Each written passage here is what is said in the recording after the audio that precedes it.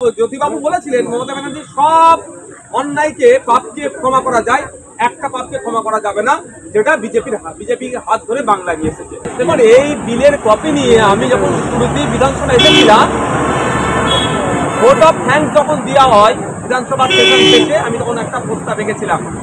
Speaker স্যারকে বলেছিলাম যে বিলের কপিটা অন্তত 7 দিন আগে দেওয়া হোক। 7 days বিফোর দিলে আমরা বিলের কপিটা নিয়ে পড়তে পারবো, গবেষণা করতে পারবো, লাইব্রেরিতে গিয়ে ডকুমেন্টস তুলতে পারবো, একটা কোয়ালিটি অফ ডিবেট হবে, রিপ্রেজেন্ট করতে পারবো, ওখানে প্রেজেন্টেশন করতে পারবো। দুর্ভাগ্য, আজকে বিলের আলোচনা হবে এই 1:15 থেকে শুরু হবে, পাচ্ছি কথায় আমি 11:30 প্রায় 12টার সময় বিলের কপি।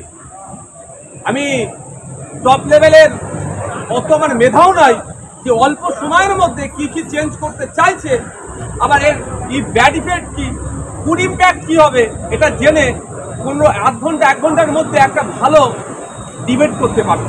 এগুলো বন্ধ হওয়া দরকার।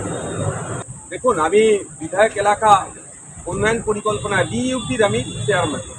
আমাকে যত চিঠি দিয়েছে অনেক আমি ফরওয়ার্ড করেছি কনসার্ন ডিপার্টমেন্টে। আজকে যে দাবিটা উঠেছে বিরোধী দলের বিধায়কদের থেকে বাস্তবসম্মত দাবি, তারা যে প্রচেষ্টা করতে চাইছে বাস্তবসম্মত। কারণ আমি আমার ভাঙনের কথা বলছি, আমাকে তো 2.5 বছর ধরে আমার টাইম কিল করা হয়েছিল। তারপরে আমি মুখ্যমন্ত্রী দ্বারস্থ হওয়ার পরে কিছু কিছু এখন কাজ আমার শুরু হয়েছে, এখন সম্পূর্ণ হয়নি। হয়তো আমাকেও আগামী দিনে ধর্নায় বসতে হবে। শঙ্করবাবুদের রাজনৈতিক দল আর আমাদের রাজনৈতিক দলে 360 ডিগ্রি ডিফারেন্স, ফলে আমরা এক জায়গায় বসতে পারছি না ধর্নাতে। শঙ্করবাবুদের ডিমান্ডটা বৈধ ডিমান্ড। কদিন আগে ইউনিট সরকারকে শাসাচ্ছিলেন আমাদের রাজ্যের লিডার অফ অপোজিশন। বর্ডার পার হয়ে যাব, বাংলাদেশ এক প্রকার দখল করে নেব, বিজনেস বন্ধ করে দেবো, অনেক তিনি গল্প শোনালেন। তখন কি সরকার চলছিল, কার সরকার চলছিল? তখন ইন্টেরিয়াম গভর্নমেন্ট চলছিল ইউনিট সরকারের, এখনো ইন্টেরিয়াম গভর্নমেন্ট চলছিল।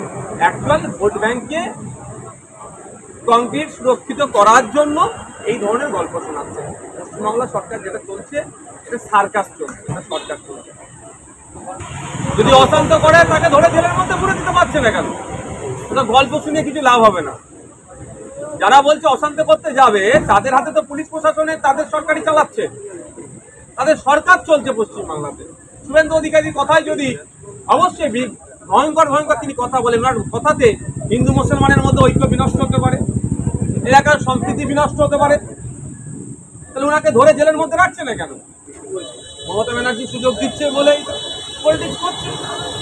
তৃণমূল কংগ্রেস বিজেপিকে রিলিজিয়াস পলিটিক্স করার, বাইনারি পলিটিক্স করার সুযোগ দিচ্ছে, তাই করতে পারছে।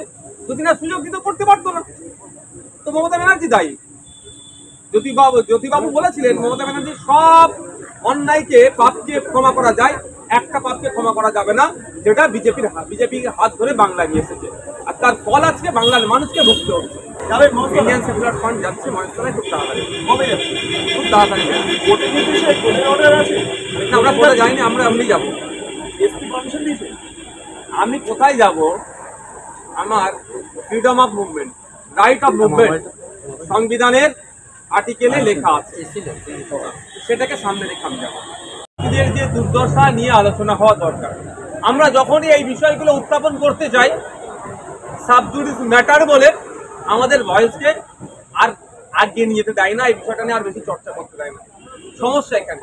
আমি মনে প্রাণে চাই যে 26,000 মতো চাকরি বাতিল হয়েছে, শিক্ষাকর্মী আছে যারা বৈধ পন্থা অবলম্বন করে চাকরি পেয়েছে, ওই বিষয়টা নিয়ে একটা সেশনে একটা টাইম করা হোক, আলোচনা করা যে কিভাবে এই বৈধ যারা পন্থায় চাকরি পেয়েছে তাদেরকে কিভাবে বাঁচানো যায়, অর্থাৎ তাদের কর্মক্ষেত্রে আবার কিভাবে তাদেরকে ফেরত পাঠানো যায়, এই নিয়ে একটা চর্চা হওয়া দরকার।